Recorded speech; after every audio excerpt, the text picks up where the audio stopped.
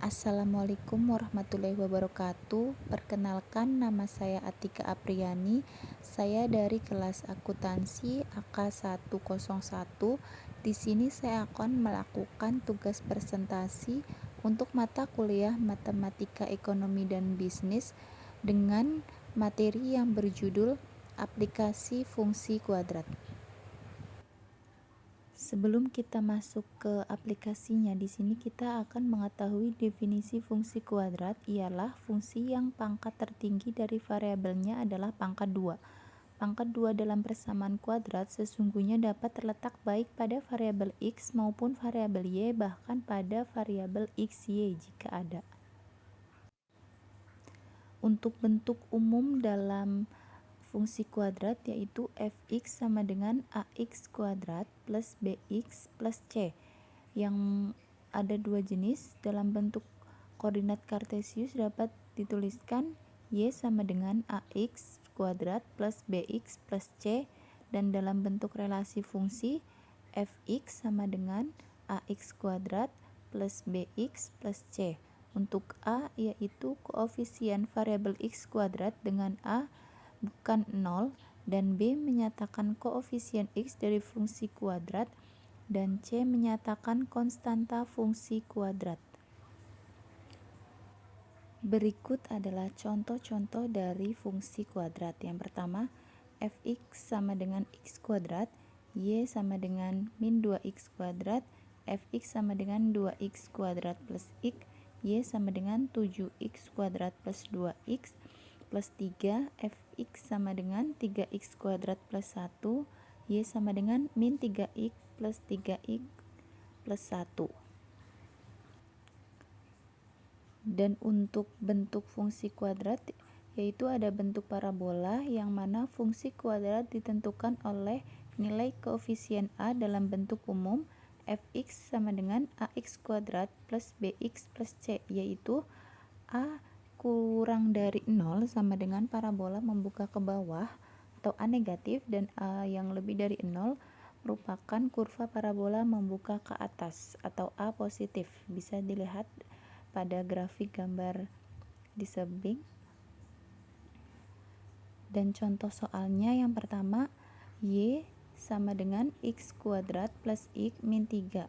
Di sini kita akan menentukan nilai a yaitu 1, maka a lebih dari 0, maka kurva membuka ke atas. Untuk persamaan kedua, min x kuadrat plus 2x min 3, yaitu a kurang dari 0, yaitu min 1, berarti kurva menghadap ke bawah karena a kurang dari 0. Selanjutnya ada titik potong sumbu y. Titik potong grafik fungsi kuadrat ditentukan oleh nilai konstanta c pada bentuk umum fungsi kuadrat ax kuadrat plus bx plus c. Nilai konstanta c merupakan titik potong sumbu y dari kurva yang dibentuk fungsi kuadrat, yaitu titik 0, c. Nilai c merupakan titik potong sumbu y. Untuk contoh soalnya, tentukan titik potong sumbu y dari fungsi kuadrat y sama dengan min x kuadrat plus 2x min 3. Maka titik potong sumbu y di grafik parabola fungsi kuadrat berdasarkan nilai konstanta c yaitu 0, min 3 karena nilai c adalah min 3. Selanjutnya ada titik ekstrim. Titik puncak grafik parabola dari fungsi kuadrat dapat dihitung dari bentuk umumnya yaitu ax kuadrat min bx plus c. Titik puncak kurva parabola juga disebut sebagai titik ekstrim dengan rumus titik ekstrim x adalah xp sama dengan min b per 2a, dan titik ekstrim y dengan rumus yp sama dengan fxp. Untuk contoh soalnya diketahui sebuah fungsi kuadrat fx sama dengan 3x kuadrat min plus 6x plus 2. Tentukan titik puncak dari grafiknya. Jika diketahui fungsi tersebut, maka a sama dengan 3, b sama dengan 6, dan c sama dengan 2. Untuk mencari titik puncak atau titik ekstrim yaitu min b per 2a sama dengan min 6 per 2 kali 3 sama dengan min 1. Dan dari nilai titik ekstrim min 1 tadi, kita masukkan ke dalam variabel x menjadi 3 kali min 1 kuadrat plus 6 kali min 1 plus 2 sama dengan min 1. Jadi titik puncak grafik tersebut ada pada min 1, min 1 seperti pada gambar di samping. Selanjutnya mencari nilai determinan dengan rumus D sama dengan B kuadrat min 4AC. Dan di bawah ini merupakan contoh gambar grafik jika D lebih dari 0, D kurang dari 0 maupun D sama dengan 0. Untuk definit positif sama saat A lebih dari 0 atau D kurang dari 0 adalah karakteristik grafik kuadratnya saat posisinya berada di atas sumbu X. Dan untuk definit negatif saat A kurang dari 0 maupun D kurang dari 0 adalah karakteristik grafik kuadrat saat posisinya berada di bawah sumbu X. Untuk metode faktorisasi dalam menentukan akar-akar kuadrat dari fungsi kuadrat fx sama dengan ax kuadrat plus bx plus c, jika a sama dengan 1 maka dapat diselesaikan sebagai berikut. Akar-akar persamaannya yaitu ax kuadrat plus bx plus c, di mana bx itu p plus q dan c itu p kali q, atau dalam kurung x plus p dalam kurung x plus q sama dengan 0. Untuk contoh soalnya, tentukan karakteristik dan titik potong dari fungsi kuadrat fx sama dengan x kuadrat plus 7x plus 10. Dari fungsi tersebut berdasarkan bentuk umum dapat diperoleh a sama dengan 1, b sama dengan 7, dan c sama dengan 10. Selanjutnya menentukan nilai determinan dengan rumus b kuadrat min 4ac. B sama dengan 7 kuadrat min 4, A-nya 1 dan C-nya 10, sehingga didapat determinannya itu 9, yang mana determinan tersebut lebih dari 0, yaitu mempunyai dua akar real yang berbeda dalam bentuk grafik dan akan memotong sumbu X di dua titik yang berbeda, seperti pada gambar di samping. D lebih dari 0, yang berarti grafik membuka ke atas.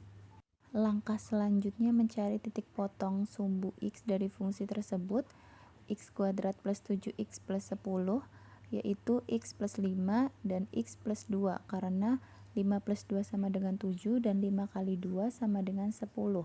Sehingga dapat diketahui titik potongnya X1 sama dengan min 5 dan X2 sama dengan min 2. Dari X plus 5 sama dengan 0 dan X plus 2 sama dengan 0, yaitu min 5 dan min 2. Selanjutnya untuk aplikasi fungsi kuadrat dalam ekonomi, untuk menentukan fungsi permintaan dan penawaran, mencari keseimbangan pasar, untuk pengaruh pajak dan subsidi terhadap keseimbangan, menentukan biaya, BEP, dan lain-lain. Untuk notasi persamaannya yaitu Qx sama dengan Fpx sama dengan min A plus B Px, yang mana AB adalah parameter dan Qx adalah jumlah produk X yang ditawarkan dan Px adalah harga produk B. Dan untuk rumus fungsi permintaan dan penawarannya yaitu P min P1 per P2 min P1 sama dengan Q min Q1 per Q2 min Q1. Berikut adalah contoh soal untuk aplikasi fungsi kuadrat pada ekonomi. Fungsi penawaran suatu perusahaan ditunjukkan oleh perilaku pasar, di mana pada saat harganya 18, produk yang ditawarkan 16. Dan bila harganya naik menjadi 20, maka produk yang ditawarkan 18. Sementara itu, terdapat kecenderungan permintaan di pasar sebagai berikut. Jika harganya 20, produk yang diminta 10, tetapi pada saat harganya 18, jumlah yang diminta 12. Tentukan fungsi penawaran dan permintaan dan keseimbangan pasarnya. Berikut adalah pembahasan mengenai fungsi permintaan, fungsi penawaran, dan titik keseimbangan pasar dari contoh soal di atas. Untuk fungsi permintaannya dari yang diketahui tersebut dan dimasukkan ke dalam rumus P min P1 sama dengan Q min Q1 per P2 min P1 per Q2 min Q1, dihasilkan untuk Q demand atau fungsi permintaannya adalah min P plus 30. Dan untuk fungsi penawarannya, jika diketahui yang ada di gambar dan dimasukkan ke dalam rumus, maka dihasilkan Q supply atau fungsi penawarannya adalah P min 2. Untuk mencari titik keseimbangannya yaitu QD sama dengan QS, sehingga dapat diketahui P sama dengan 16 dan Q sama dengan 14, sehingga titik keseimbangannya adalah 16,14. Untuk soal berikutnya yaitu fungsi permintaan suatu produk ditunjukkan oleh P sama dengan 30 min Q dan fungsi penawarannya adalah 0,5 Ki plus 3. Terhadap produk ini pemerintah mengenakan pajak sebesar Rp6 per unit. Ditanyakan berapa harga dan jumlah keseimbangan pasar sebelum dan sesudah kena pajak, dan biaya berapa besar pajak per unit yang ditanggung oleh konsumen dan berapa besar pajak per unit yang ditanggung oleh produsen. Berikut adalah penjelasannya. Jika diketahui PD sama dengan 30 min Ki dan PS sama dengan 0,5 Ki plus 3, dan untuk pajaknya yaitu 6 per unit.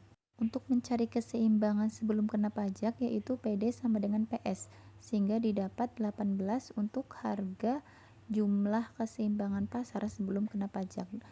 Untuk mencari jumlah keseimbangan setelah kena pajak yaitu PD sama dengan P aksen S, sehingga diketahui jumlah keseimbangan pasar sebelum kena pajak adalah 14. Dan untuk mencari beban pajak yang ditanggung oleh konsumen atau TK yaitu P aksen E min P, yaitu 16 min 12. Jadi beban pajak yang ditanggung oleh konsumen adalah 4, dan beban pajak yang ditanggung oleh produsen atau TP yaitu T min TK, yaitu 6 pajak dikurangi 4 tadi. TK-nya sama dengan 2. Jadi beban pajak yang ditanggung oleh produsen adalah 2. Demikian presentasi dari saya. Sedikit yang bisa saya sampaikan, ada kurang lebihnya mohon maaf. Wassalamualaikum warahmatullahi wabarakatuh. Terima kasih.